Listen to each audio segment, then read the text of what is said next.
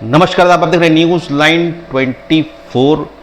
अब कुछ ही दिनों के बाद बिहार इलेक्शन का डेट अनाउंसमेंट कर दिया जाएगा और उसके बाद बिहार के बाद अब सबकी निगाह मगरबी बंगाल के इलेक्शन में टिक जाएगी।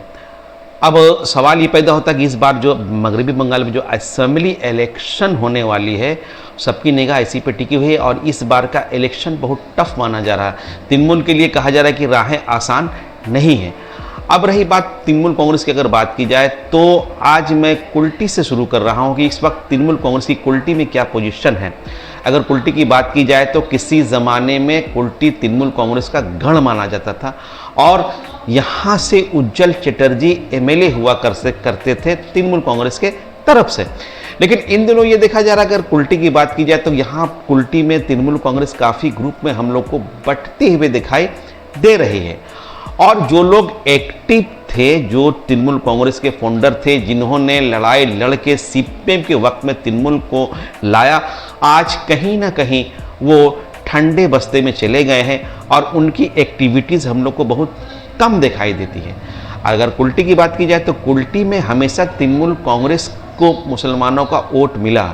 हम लोगों ने देखा कि हालिया दिनों में जो एमपी इलेक्शन हुआ, कुल्टी में तो यूँ तो 28 वार्ड है, लेकिन इन 28 वार्डों में तृणमूल कांग्रेस ने 6 वार्ड जीता और उस 6 वार्ड में कुल्टी से 2 वार्ड, 1 वार्ड बड़ाकर से, 1 वार्ड शीतलपुर से, 1 वार्ड मेमधमुआ से वो हम लोग को जीतते हुए दिखाई दी और न्यामतपुर से भी 1 वार्ड जीते। लेकिन उनको वोट जो सबसे ज़्यादा मिला वो सलीम अख्तर के वार्ड से वोट मिला, नदीम के वार्ड से वोट मिला, जो बबलू जिनको कहा जाता है जो काउंसिलर है, और मीर हासिम के वार्ड से भी उनको वोट मिला, जिसके councillor ex councillor Mir Hashim अभी काउंसिलर जाकिर हुसैन है।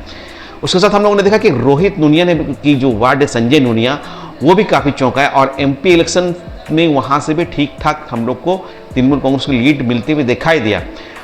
उसके बरक्स अगर बात की जाए तृणमूल कांग्रेस की, अगर बात की जाए तो कुल्टी में 3 बोरो चेयरमैन है, वहाँ से तृणमूल कांग्रेस हम लोग को हारती हुई दिखाई दी। उसके साथ साथ एमआईसी इंद्रानी मिश्रा, उसके वार्ड में भी तृणमूल कांग्रेस हारती हुई दिखाई दी। तो कुल मिलाकर ये कहा जाए कि तृणमूल कांग्रेस की जो माइनॉरिटी चेहरा हुआ करते थे उनमें एक्स काउंसिलर मीर हासिम थे, एक्स डिप्टी मेयर तबस्सुम आरा साहिबा थी, एक्स काउंसिलर अख्तर हुसैन थे। तो ये लोग काफ़ी एक्टिव रहते थे और तृणमूल को वोट दिलाने में इनका बहुत अहम रोल हुआ करता था। लेकिन इन दिनों इन लोग की एक्टिविटीज़ बहुत कम देखी जा रही है और जो नए लोग आ रहे हैं पार्टी उनको ही तरजीह दे रही है।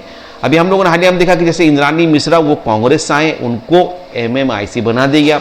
राम बौरी जो बीजेपी के थे वो अभी टीएमसी में आए तो उनको भी एक ठीक ठाक पोस्ट दे दी गई। अब सवाल ये पैदा होता है कि क्या तृणमूल कांग्रेस भी आपके तर्ज पर चल रही है। हम लोगों ने देखा केजरीवाल के दौरे इक़्तिदार में, जब केजरीवाल पार्टी में आए, उन्होंने जब हुकूमत दिल्ली में बनाई तो अपने पुराने कार्यकर्ता को लेकर चलते थे, लेकिन धीरे धीरे उनके जो पुराने कार्यकर्ता थे वो रूठते चले गए और उसका असर ये हुआ कि आज केजरीवाल सत्ता से बेदखल हो गए। आज तृणमूल कांग्रेस की बात की जाए तो तृणमूल कांग्रेस भी हम लोग देख रहे हैं कि तृणमूल कांग्रेस भी उसी तर्ज पे चल रही है।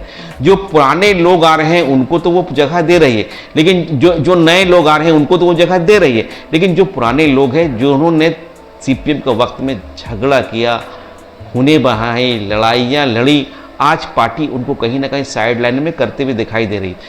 तो क्या इसका असर आने वाला असेंबली इलेक्शन में पड़ेगा, ये तो आने वाला वक्त बताएगा। लेकिन ये बात तो कही जा सकती है कि कहीं ना कहीं मुसलमानों को लेकर, मुसलमान का एक तबका जो है वो तृणमूल कांग्रेस को लेकर उनमें काफ़ी नाराज़गी पाई जा रही है। अब ये देखना है कि पश्चिम बर्धमान में जो कमेटी, कुछ ही दिनों में पश्चिम बर्धमान जो तंजीमिया कमेटी बनेगी, तंजीमी जो कमेटी बनेंगे, उसमें मुसलमानों को कितना जगह दिया जाता है। ये तो तृणमूल कांग्रेस का मामला थे, वो जगह दे या ना दे, लेकिन ये उनकी मर्जी है। लेकिन हम लोग जो ये देख रहे हैं कि तृणमूल कांग्रेस के लिए राहें उतनी आसान नहीं है और इस बार बराबरी का हम लोग मुकाबला होता हुआ दिखाई दे रहा है। और तृणमूल कांग्रेस अगर आपके तर्ज पे चल पड़ी, जो लोग उसके पुराने रूठे हुए हैं, अगर उनको वो पार्टी में नहीं ला रही है, तो फिर उनको आने वाला विधानसभा का जो इलेक्शन में उसमें काफ़ी नुकसानात का सामना करना पड़ेगा। अब क्या होगा ये तो आने वाला वक्त ही बताएगा, लेकिन कहीं ना कहीं तृणमूल कांग्रेस को भी इस जानिब तवज्जो देने की ज़रूरत है। कैमरामैन के साथ मैं खुर्शीद, न्यूज़ लाइन 24 आसनसोल।